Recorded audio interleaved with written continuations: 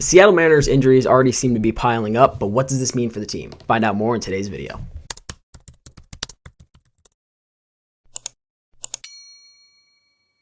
So for starters, there's already been 3 main guys who have already been injured during the spring training. As we know, Julio hasn't played in a single game yet due to some inflammation, so nothing crazy. He should be fine. But yesterday, Ryan Divish released an article talking about 2 other players that were supposed to be in our starting lineup, and that's Urias and Matt Brash. And in today's video, I kind of just want to cover what's really going to happen if these guys are hurt and who's really going to fill in those roles when they are injured. I'm going to put 2 Divish clips on the screen, one for Urias and one for Brash, so you guys can get a better understanding of kind of what's going on with them. Essentially, Urias didn't really have a great time playing winter ball in Mexico, and he did arrive in less than stellar shape, according to how Divish puts it, and he is dealing with a shoulder issue right now. He really hasn't been throwing anywhere longer than 70 feet. And Divish says he seems to be a very long way away from being able to throw across the diamond with any authority. And he is projected to be on the injured list when the season starts. Now moving on definitely to the more serious injury, and that is in Matt Brash. And essentially, Matt Brash was shut down from throwing the other day after feeling banged up following a certain bullpen session that he had last Tuesday. And they all do seem to be very hush-hush about the situation.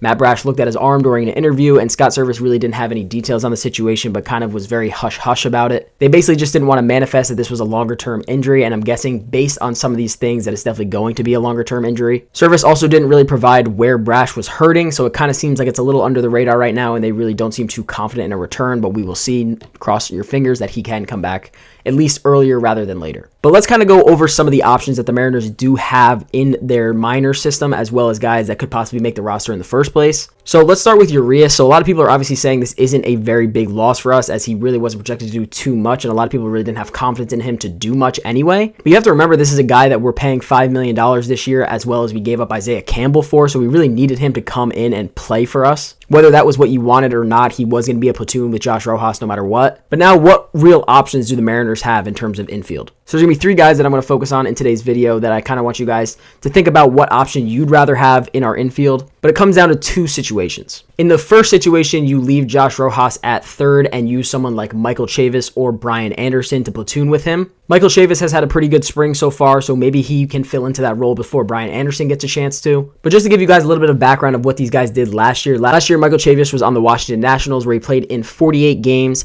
had 96 plate appearances, 2 home runs, and 5 RBIs.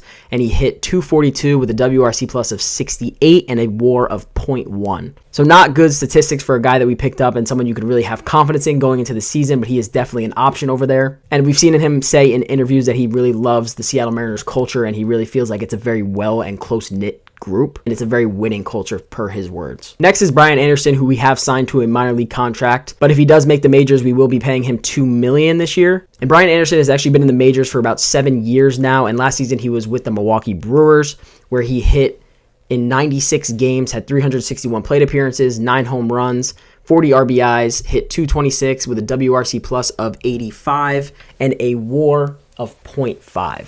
So again, these guys really don't stand out as anything crazy, especially if you look at their career history. They haven't had great seasons, but if anyone were to have a better season, Brian Anderson has definitely shown that he can play a full season and play it very well. He has posted 3 seasons of 113 WR plus or higher, and those were back in 2018, 2019, and 2020 with the Miami Marlins. So I'll leave that up to your guys' interpretation, but essentially those are your 2 options if you wanted to do the platoon at third base.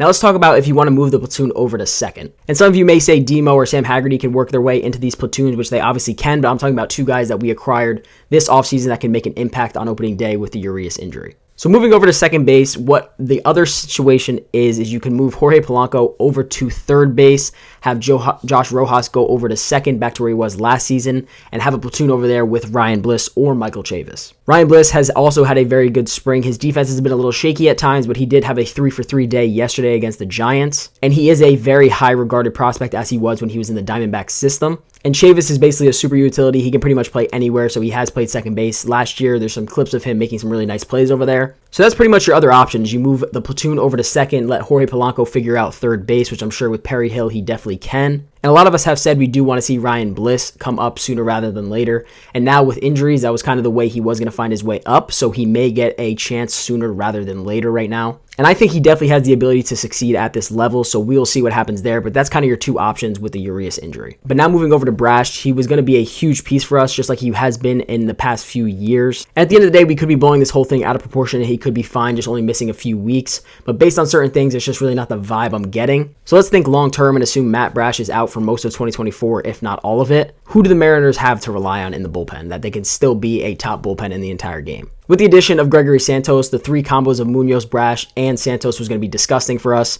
But there is a guy that I've talked about this whole time who I really think can play a huge part for the Mariners this year. And in my opinion, he wasn't going to come until after the All-Star break just so he could develop and find his pitches. But that is Carlos Vargas. He throws just as hard as the other three do in our bullpen, and he has a disgusting slider to go with it. It just seems like he really hasn't had the coaching that really he can figure out how to command these pitches. And like we've said before, the Mariners pitching staff is one of the best in the game. And yesterday in a spring training game, he struck out Jung-Ho Lee on a disgusting slider and made him look silly. And Jung-Ho Lee only struck out 23 times all of last season. So for a guy that doesn't strike out nearly at all, he really made him look silly on his slider, which I've always said Carlos Vargas had is a disgusting slider. So there are other arms that we do have, like people are saying Jackson Coher may get more reps now, but I do think Carlos Vargas is really the guy to look at in terms of replacing Brash's slider and his fastball. So to me, he's really that guy that can keep the top three intact in terms of throwing 100 plus as well with a gross slider. So hopefully he can figure out his command and keep going. He really looked really good yesterday against the Giants, so hopefully he can keep that command and keep rolling with that. But that's kind of where the Mariners are at right now. If Matt Brash and Urias are both out long term, that's kind of the options that we do have. There will be people saying we have the option of Matt Chapman as well, but at the end of the day, it still doesn't make any sense to me. We got rid of Gino as a salary dump move, and you're going to come in and bring possibly a $20 million AAV player in.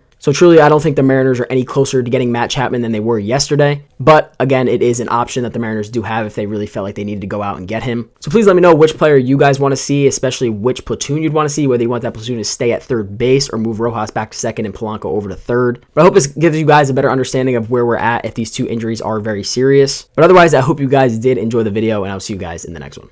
Peace out.